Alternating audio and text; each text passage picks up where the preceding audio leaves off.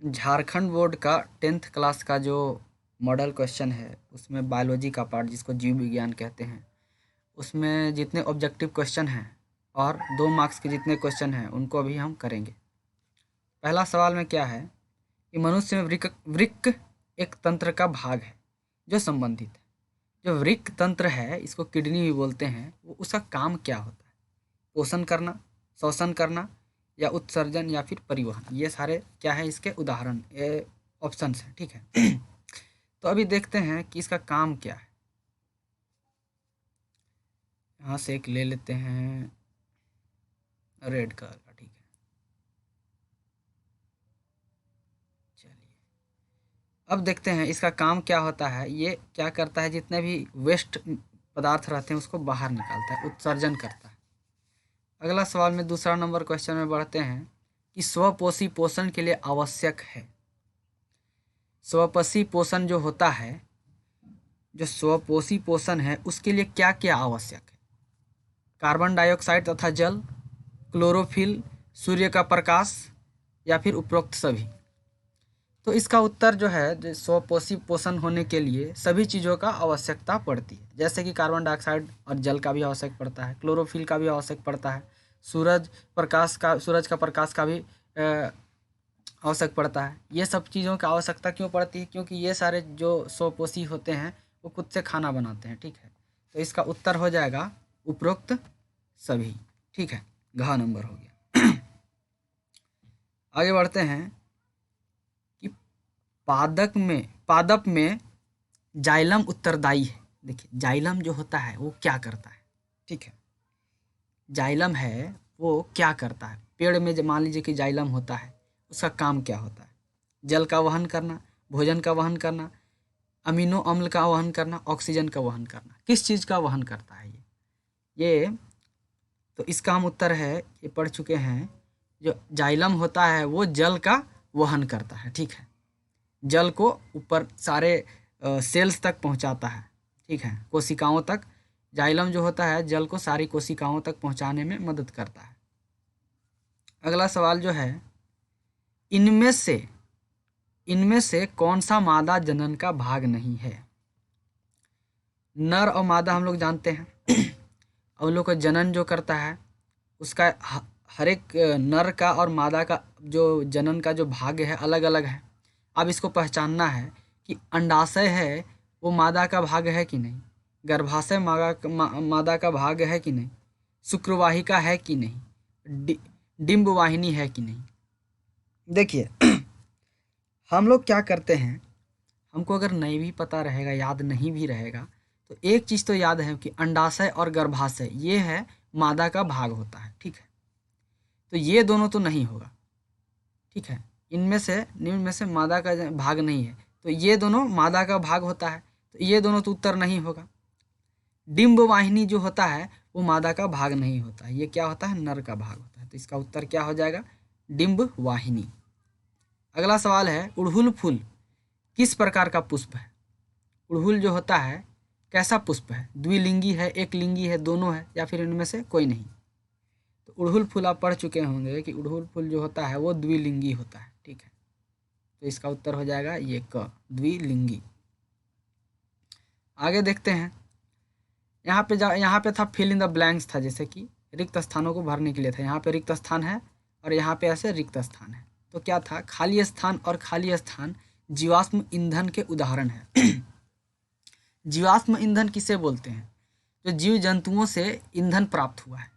जीव जंतुओं से ईंधन कैसे प्राप्त हुआ है कि हजारों साल पहले क्या हुआ था, ये सारे जीव जंतु थे, धरती के अंदर गड़ गए थे। धरती के अंदर गड़ने के बाद इनके अंदर बहुत सारे रासायनिक अभिक्रिया हुआ।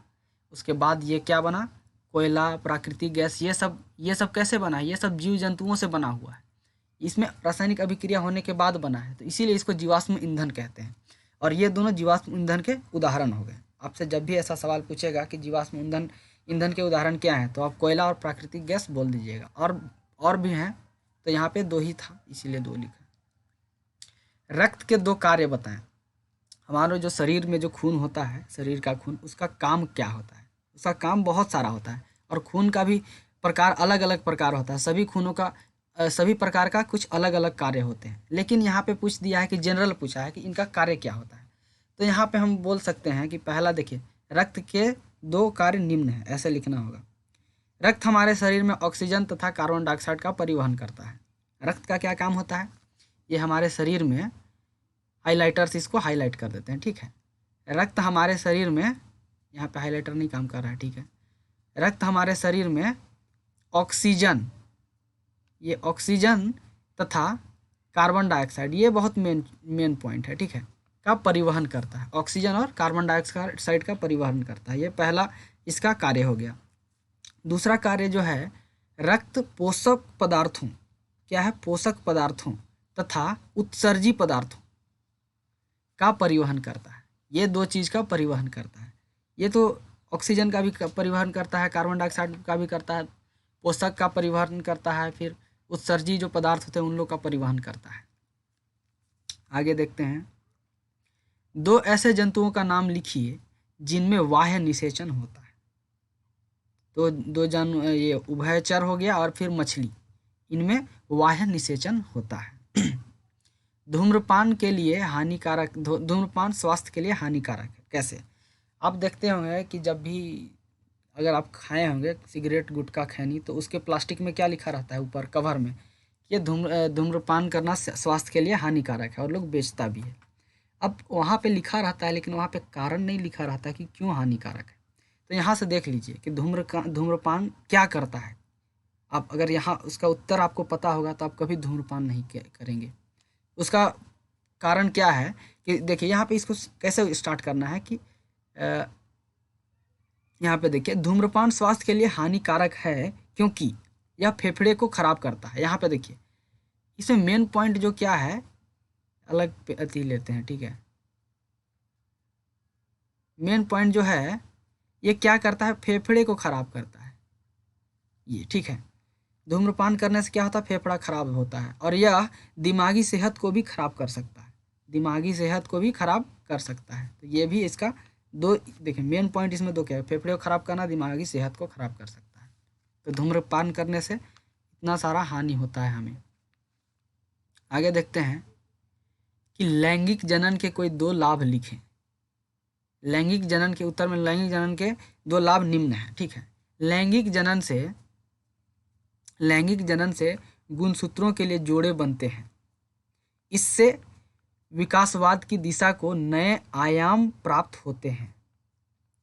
लैंगिक जनन क्या करता है, गुणसूत्र के लिए जोड़े बनाता है, ठीक है, बनता है इससे, और इससे विकासवाद की दिशा को आयाम प्राप्त होते हैं। इससे जीवों में श्रेष्ठ गुणों के उत्पन्न होने के अवसर बढ़ते हैं। जैसा देखिए, कोई भी जीव उत्पन्न होते हैं तो लैंगिक जनन जब होता है तो इससे क्या होता है कि जो श्रेष्ठ क्या बोलते हैं, गुण वाले उत्पन्न होते हैं, ठीक है, इसके अवसर बढ़ते हैं, ठीक है। लैंगिक जनन अलैंगिक जनन पर एक उन्नति या फिर बढ़ावा है। मतलब अलैंगिक, एक तरह से ऐसा समझ लीजिए कि अलैंगिक जनन है वो कम फायदेमंद है, लैंगिक जनन कुछ ज़्यादा है, मतलब एडवांस्ड तरीका है, एक तरह से एडवांस्ड है। मतलब क्या हुआ, कहने का मतलब कि ये ज़्यादा अच्छा है लैंगिक जनन अलैंगिक जनन से, ठीक है। इसका ये 2 फायदा हो गया, ठीक है। आगे हम इसके बाद हम 4 नंबर वाला क्वेश्चन और 5 नंबर वाला क्वेश्चन करेंगे, ठीक है।